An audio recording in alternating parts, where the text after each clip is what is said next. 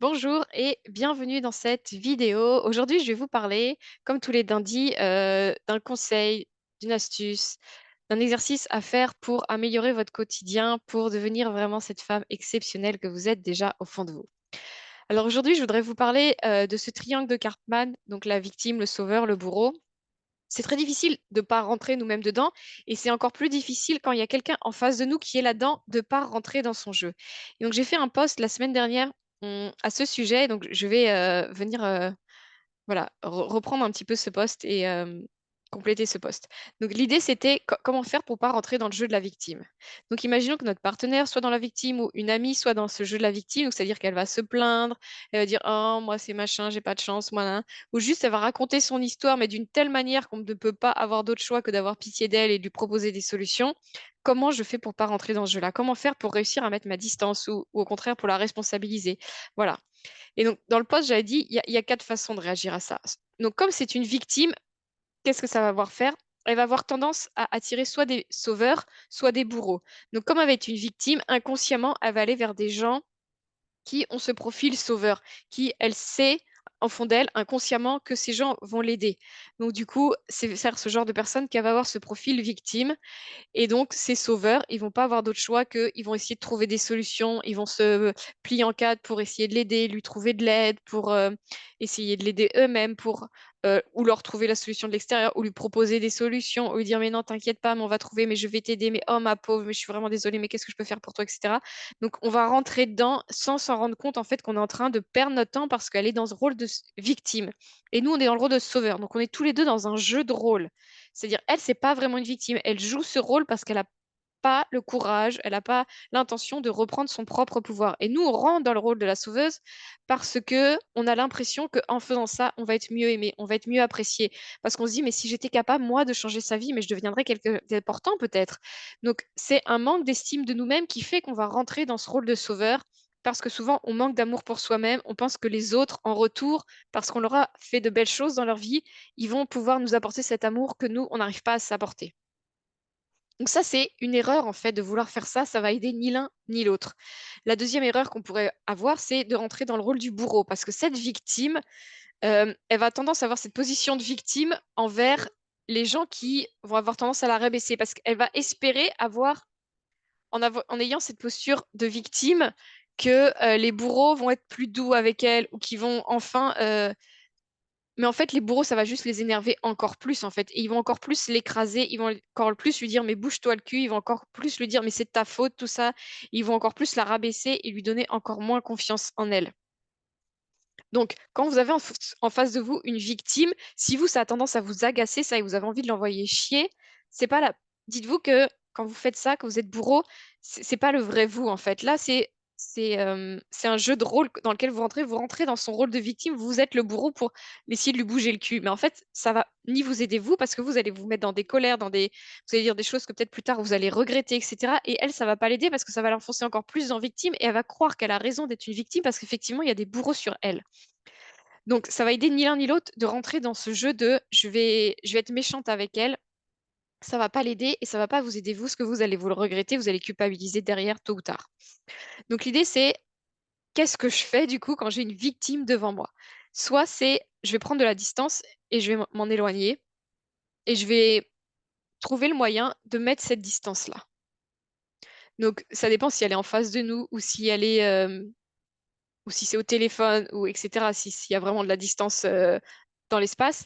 Mais l'idée, ça va être de prendre de la distance, d'être capable de je réponds pas à ces plaintes, je passe à un autre sujet ou excuse-moi, mais moi, je vais pas pouvoir t'aider là-dedans ou je pense que tu etc.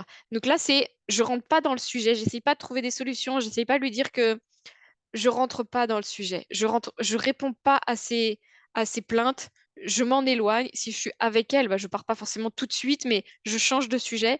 Et sinon, je m'en éloigne, en fait. Je comprends que je ne pourrais pas l'aider de toute façon. Elle est dans son truc de victime. Et moi, j'ai pas les capacités, j'ai pas le pouvoir, j'ai pas la patience de faire tout ça. Notamment si j'ai tendance à être bourreau, j'aurais pas la patience d'aller essayer de la faire se responsabiliser, etc. Donc, je m'en éloigne. La deuxième solution, qui est une bonne solution aussi, c'est d'essayer de l'aider en fait, mais sans faire la sauveuse. Ça veut dire quoi? Ça veut dire déjà dans notre regard, de pas avoir ce comportement de je la vois comme plus basse que moi, comme c'est une victime. Donc, à travers mes yeux, je la vois pas comme une victime, pour qu'elle-même ne se voit pas comme une victime. Donc, je la regarde à égal. Et en plus, je vais essayer de la responsabiliser, c'est-à-dire je vais lui poser des questions. Je vais dire, qu'est-ce que tu penses qui serait bien là pour toi de faire? Comment tu penses que tu pourrais t'en sortir? C'est quoi toi que tu veux là? C'est quoi que tu aimerais avoir maintenant? Donc, essayer de lui poser des questions au lieu de lui parler de son présent qui, elle, ne lui convient pas, ou de son passé, où il s'est passé ci, c'est ça. Essayer de la projeter dans son futur. C'est quoi que tu veux toi maintenant? Qu'est-ce que tu pourrais faire pour... C'est quoi le premier pas que tu pourrais faire? Ça, c'est des outils de coaching, mais on peut tous les utiliser, on peut tous être coach d'une manière ou d'une autre. Donc, de projeter plutôt vers le futur. Qu'est-ce que toi tu veux et c'est quoi le premier pas que tu pourrais faire pour aller vers ça, pour qu'elle se responsabilise. Et vous n'apportez pas de solution parce que la solution que vous allez apporter, elle va la refuser parce que c'est une victime. Elle a besoin qu'on lui serve sur un plateau doré et quand vous allez lui servir sur un plateau doré, ça va lui satisfaire pendant 5 secondes et puis elle va redemander ou sinon ça va pas lui satisfaire. Donc c'est pas la solution de lui servir la solution, c'est à elle de trouver ses solutions et de passer elle-même à l'action. Parce que si vous lui dites mais tu pourrais peut-être aller voir un médecin, mais tu pourrais peut-être faire comme ci, mais tu devrais le contacter, mais tu devrais ça. Toutes les solutions que vous allez lui proposer, ça ne va pas convenir. Soit au bout d'un moment, ça va vous revenir contre vous, soit ce sera pas satisfaisant, soit etc. Donc ne lui trouvez pas des solutions. Demandez-lui qu'elle se responsabilise. Euh, Vraiment, c'est ça. Et perdez pas d'énergie là-dedans. Vraiment. Si vous voyez que vous perdez de l'énergie dedans, c'est que vous êtes rentré dans la sauveuse. Si vous voyez que vous avez mal à la tête à la fin, si vous voyez que vous n'êtes pas bien, si vous voyez que vous avez perdu de l'énergie, c'est parce que vous êtes rentré dans le rôle de la sauveuse. Donc prenez votre distance. Ne rentrez pas dans son jeu. Il n'y a aucune victime sur cette planète. Il y a des gens qui ont été victimes d'eux, qui ont vécu des choses horribles et qui s'en sont très bien sortis parce qu'elles ne sont pas rentrées dans le jeu de la victime.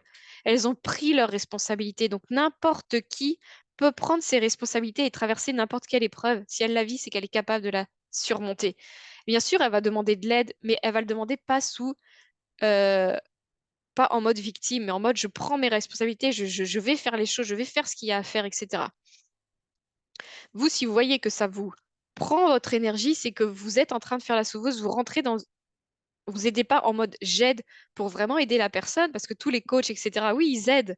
Mais moi, personnellement, ça ne prend pas d'énergie, parce que je vais jamais aller au-delà de ce qu'il faut pour que l'autre se relève. C'est à elle de se relever. C'est toujours aux autres de trouver l'énergie de se relever. Ils l'ont en eux et c'est pas à vous de faire ce pas-là. Que ce soit dans votre couple, que ce soit avec des amis, que ce soit avec vos enfants même. Oh là là, les enfants, j'ai pas parlé, mais souvent on va faire ça, les sauveuses, là, nous les mamans, avec nos enfants. On pense que on est indispensable pour nos enfants. On pense qu'on doit le faire parce que c'est nos enfants, parce que mais ils sont responsables, même à 12 ans, ils sont responsables. Vous n'avez pas besoin de les sauver parce que vous allez rentrer dans ce jeu-là et vous n'allez jamais vous en sortir. Laissez-les se responsabiliser. Vous posez-leur des questions et laissez-les prendre les actions, etc., dont ils ont besoin qu'ils ont besoin de faire pour avoir ce qu'ils veulent. Voilà, j'espère que cette vidéo sera éclairante pour vous et je vous dis à la semaine prochaine. Au revoir.